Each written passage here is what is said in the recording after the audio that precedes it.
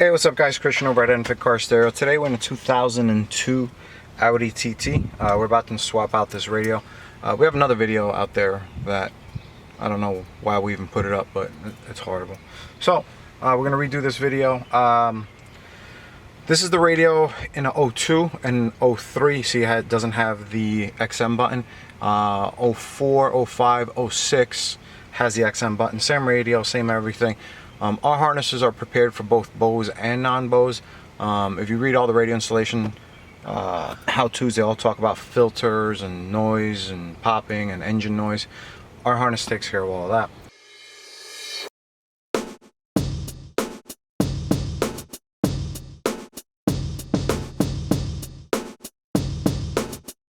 So first thing you're going to do is you're going to grab the radio removal keys. These are RRK2s.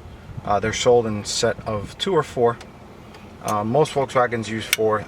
Volkswagen and Audis use 4. This is 2. You're going to put them in with the notch facing towards the center. Okay, and then you're just going to go a little outward pressure. And then you're just going to pull. Sometimes the radio does not come out that easy. If it does not, we have a different video that shows you how to remove the radio if it gets stuck. Because what happens, a lot of these cars, if they're parked in the sun too much, all this swells, and that's where the pain begins. Now, to get this out, you're just going to pop this in here. Yeah, I'll show you better on this side. You're just going to squeeze. See, there's a little, can you see that? Little tab right there. You just squeeze that tab and just pull. Okay. Now, once you get that out,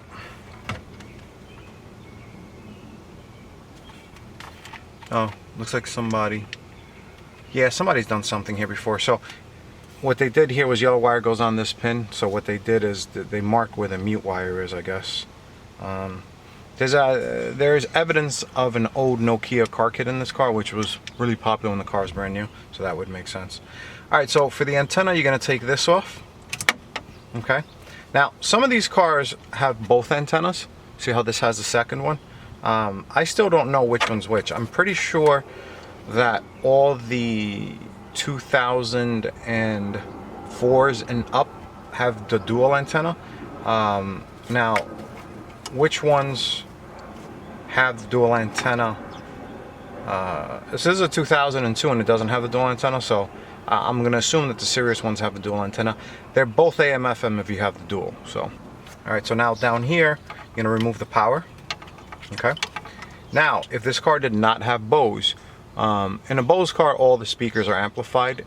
In a car that does not have Bose, in a TT, I'm almost positive that only the rear speakers and the sub, I don't even know if this car has rear speakers, to be honest with you, are amplified. And all Audis, Bose systems are fully amplified. In the non-Bose, it's partially amplified. So if you do not have Bose, you will have a center connector here. Our harness is for both, so don't freak out if you don't have anything. And this side connector here, usually TTs don't have it, but I'm sure if I said none of them have them, one car will come out and with them. We'll have them. So you're going to remove this 20 pin, just wiggle it out, squeeze the lock tabs, and then that comes out. Now over here, we have all your amplification for the subwoofer, for the amplifier comes out through here. This is the connector for your CD changer, and these two twisted pair in the center are your CAN bus wires. What they do is that they read the computer signals going through the car, and they give you a so behind the radio, when you look at the harness that plugs into here, you're only going to use power and ground. These 3 wires are not used. Okay. I'll get the harness in a second, I'll show you. And then the illumination, the ignition, the vehicle speed sense, the park and brake and reverse I don't think work on this car because it's a little, they never used it on the factory CAN, but check the website for details. So now that the radio's out, that's how you take out the radio. Let me go get the parts and we'll show you how to install a new radio. Alright guys, now next step we're going to do is going to remove the 2 screws here to install our radio dash kit, I guess you want to call it. It's really a trim kit, but so you're going to get a T20 Torx and counterclockwise comes right out. Okay. Now once you get those 2 out, the radio kit, the way it works, or the way it's supposed to work, is that you're supposed to put it in like this. Okay. And then when you put it in like this, the radio mounts to this. The only problem is when you do that, you can't close the door. So what you got to do is you got to cut these little legs off, because most people want to close the door. We don't cut the legs off because one of you guys is going to complain that it has no legs and you don't care about the door closing. So all I did was grab a pair of pliers, just cut the little edges off. You might want to grind them down. I'm not going to grind these down to make sure that it's okay when I do the install, so you guys, you know, saves you a little bit of time at home. Where is the other one? Not even 5 minutes in, I'm already losing things. Oh, shh, don't tell nobody. Alright, so I'm going to cut the other two off. You see, all I did was grab that as close as I can to the edge and cut it. So the screws that were in the radio, in the car I mean, are not long enough. So we include longer screws to accommodate the short screws in the car. That's not the right word. To replace the short screws in the car. Now, these are regular Phillips heads. We really want to find Torx, but you know, everyone has a Phillips head. Now, when you put this in, be very careful to do it by hand. Don't do this, because what happens is every once in a while I get a complaint saying someone that our kit is cheap and they broke it. Well, it's not that our kit is cheap, it's just you drilled in the plastic using a drill gun. What did you expect?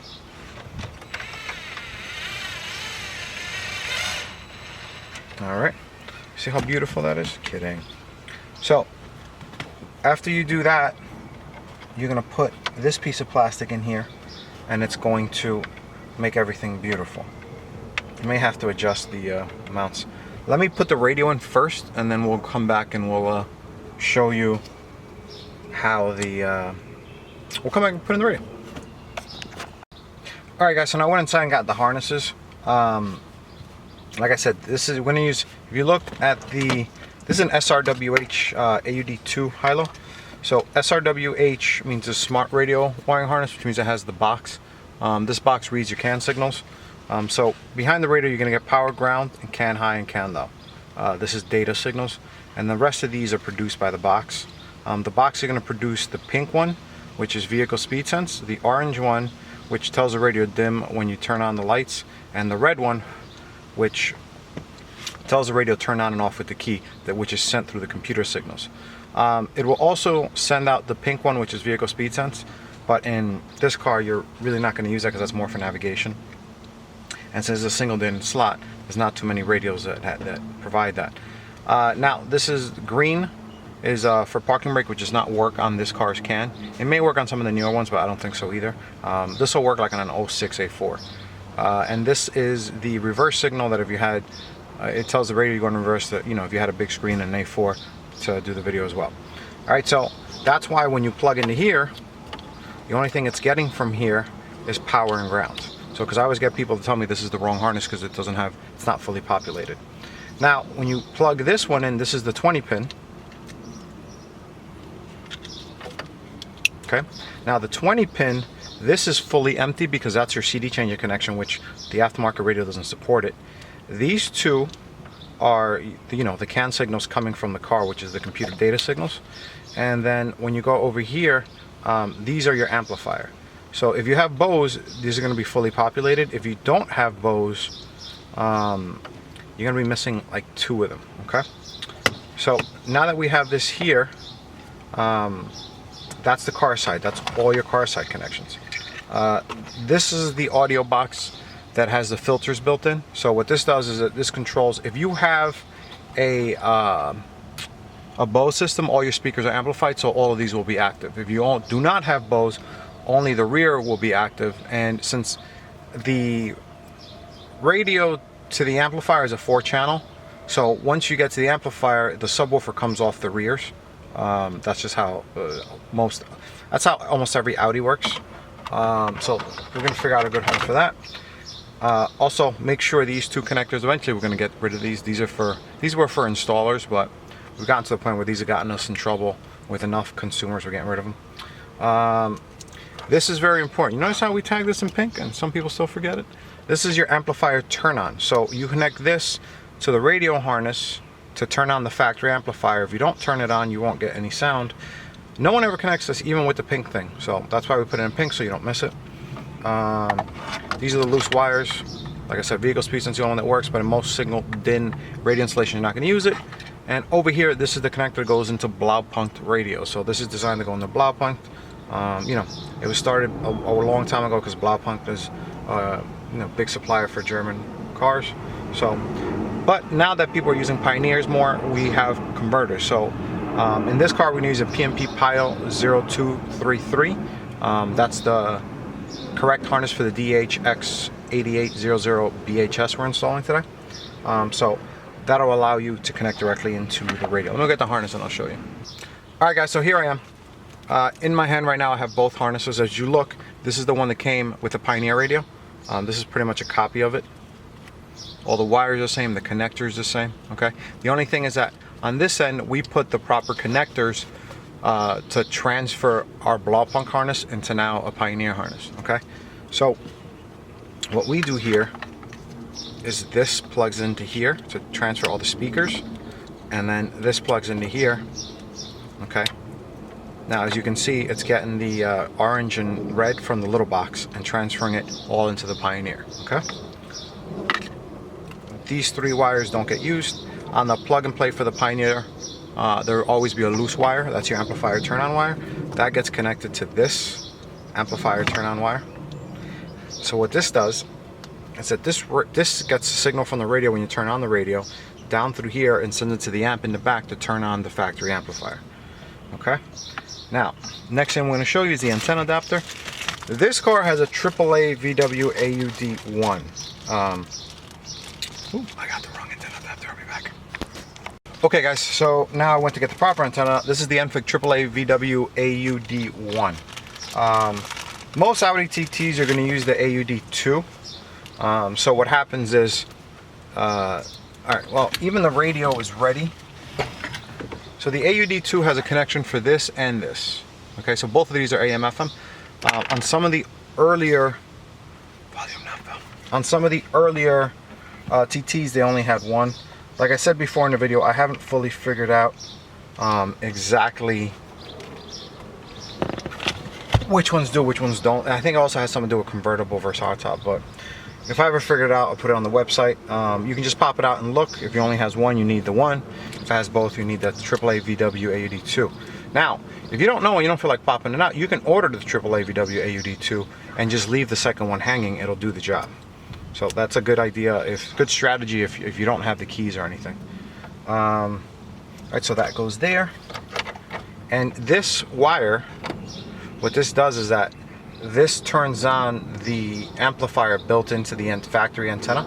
So what this does, this grabs signal off the radio, and when you turn it on, it sends power through this cable to turn on the factory antenna booster, okay? So if you get our plug and play harnesses, you see how that wire goes into there? So you're gonna come on the opposite end. So this is the plug and play converter, go from Blaupunkt to Pioneer. You're gonna go over here. Now, I strongly recommend you disconnect it. And then if you look over here, there's a locking tab. Okay, so now we're gonna push that in, and you're gonna hear a click. Now, when you hear a click, now it's locked into place. Give it a quick tug, make sure it's not going anywhere. And it's getting power off, so you don't have to splice anything. All right, I recommend grabbing a little tape. But you know what, let me go get a little tape so I can just, you know, cover these up. All right, guys, now we're gonna run the microphone. Now, this is a 2002 Audi TT. I'm pretty sure 02 to 06 is the exact same thing. What I'm gonna do now is I'm gonna grab a zip tie and go boop, boop, pop this little skirt over here. And run it to the radio. Now, if you look over here, this is where the factory speaker goes. Now, we have a mic that goes in there, but we haven't, what's the word? I don't have time to do that install video today, so we're going to show you the quick way. And honestly, most of you are not going to drop the knee bolster, take all this out to put a microphone up here. So we're going to just peekaboo right there, okay? This is a long zip tie. We've been thinking about selling these, but what happens is if we ship them to you we're gonna ship them to you like this, and then you're gonna arrive bent. So we're trying to figure out what to do there. So I'm gonna just bend the tip twice, so it's got a little bit of a curve to it. And then what you're gonna do is you're just gonna pull the steering wheel all the way out and down and lock it into place. You don't really have to lock it in place, but all right, now we're gonna just shove that in there. And now when you look,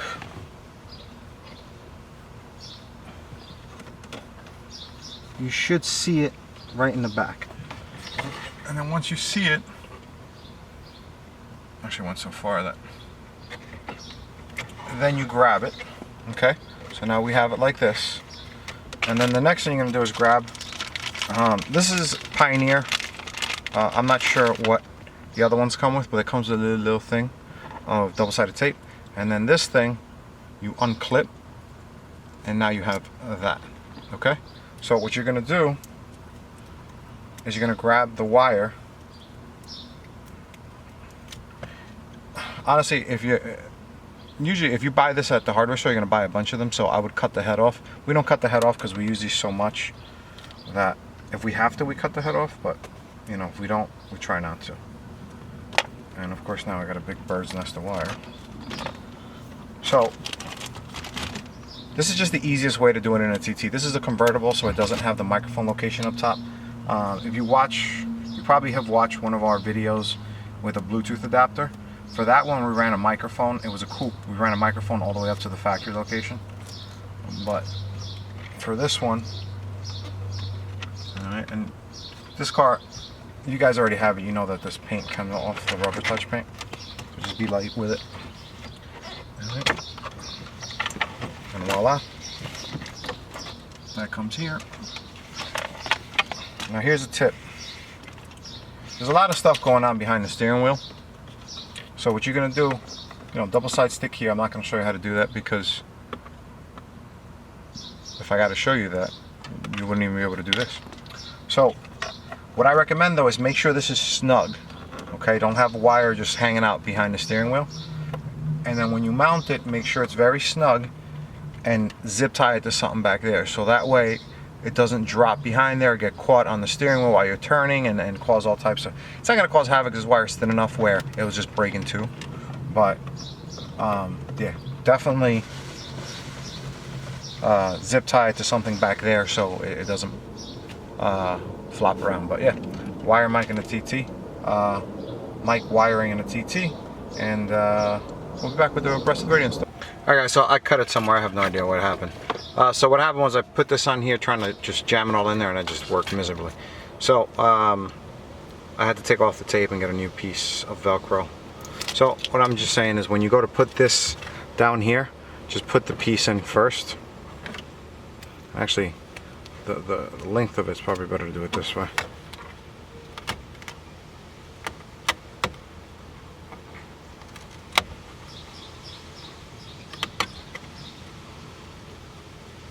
Alright, that goes all the way in there, and then just jam that in there.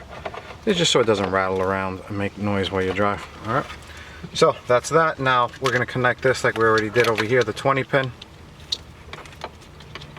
Let me just turn down the light here.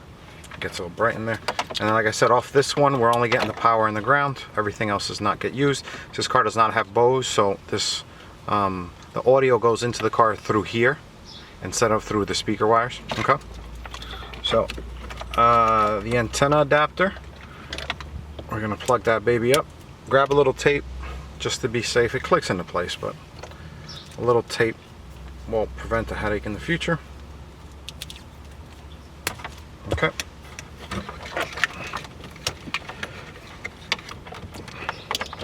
there's enough wires back here. We just drop this on top of the wires and it's not going anywhere. Don't have to worry about noise or anything. It falls into the bird's nest of wires. Okay. And gotta find the microphone cable.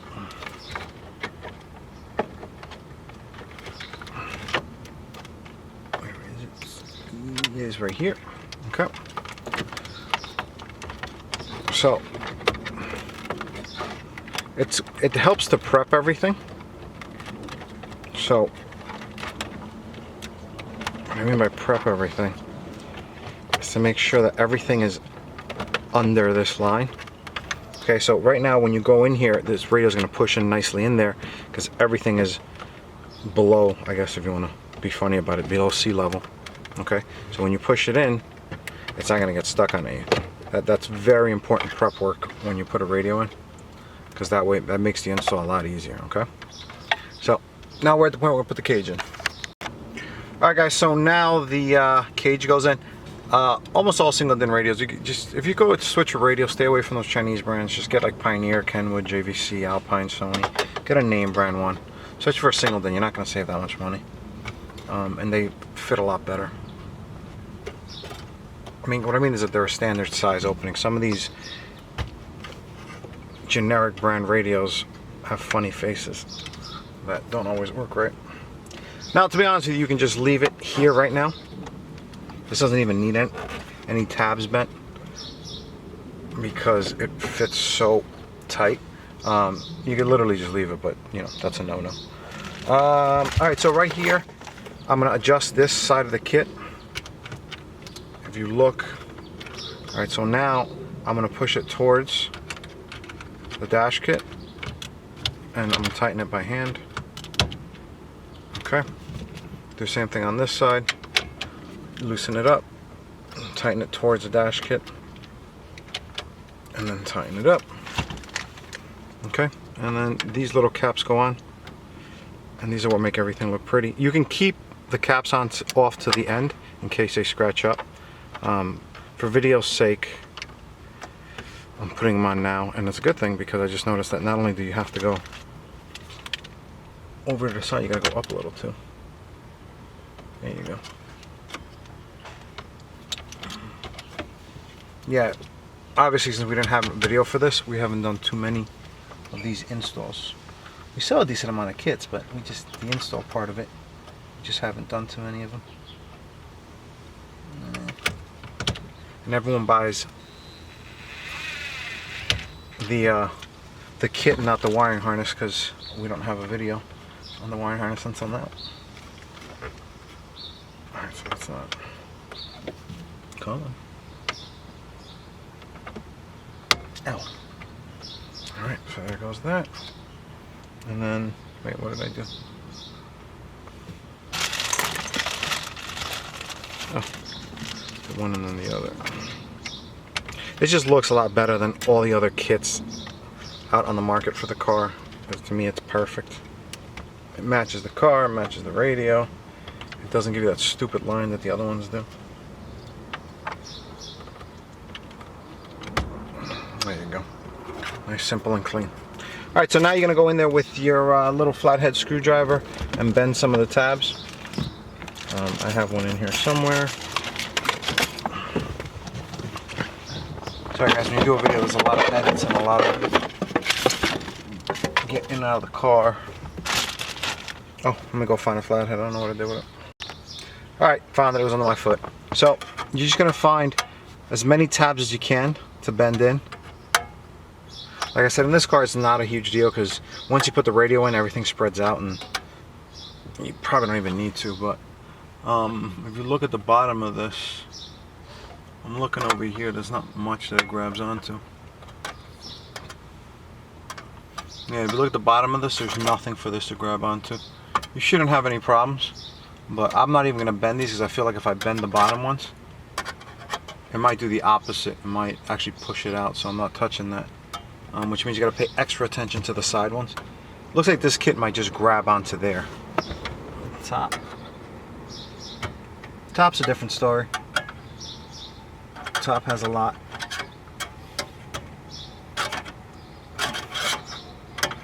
Just bend whatever you can find.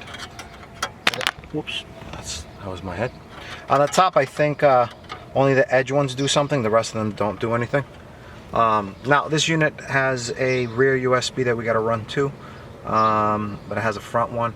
For the video, I'm not going to run the rear USB. I think honestly in this car you can just, yeah, the glove box is not an easy run. There's no easy run, so figure that out. That's it. Let me connect this and push it in, and let me take all this stuff off.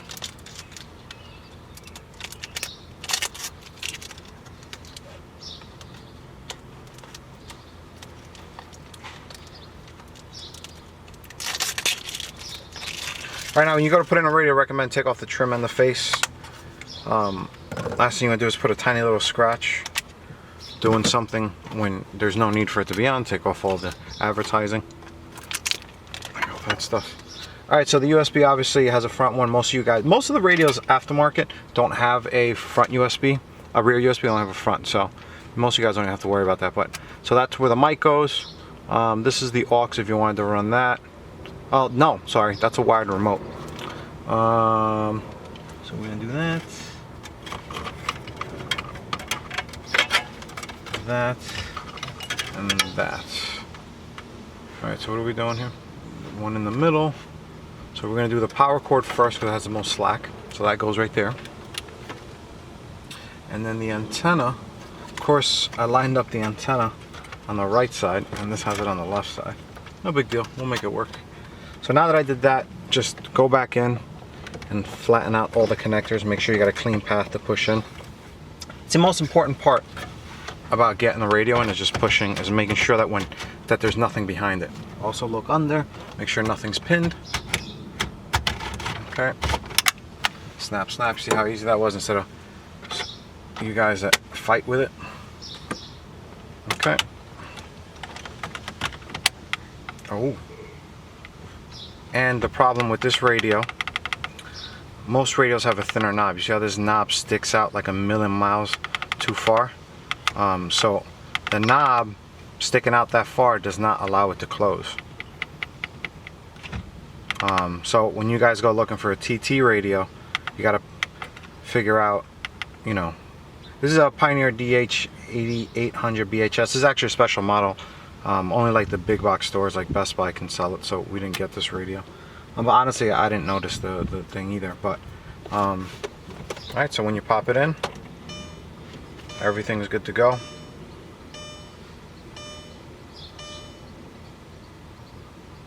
I forgot something. There it goes.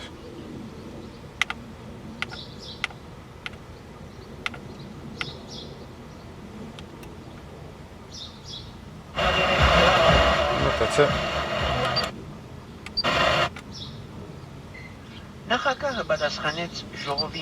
Not even sure what language it is, but yeah, that's it. Like I said, let me take off. If you take off the face, you'll see that the kit closes. It's just that this knob is huge, so that's actually what's keeping it from closing. But that's it. That's the radio installation in a TT. I hope this video wasn't too long, but it covers everything well. And that's it. The video is brought to you by nfitcarstereo.com. We sell and install. We also ship worldwide. If you're a shop, we do wholesale accounts. Actually, on this dash kit, I don't know, but on the harness, I know we can give you a discount. That's it. nfitcarstereo.com. Thanks for watching. My name is Christian. If you have any questions.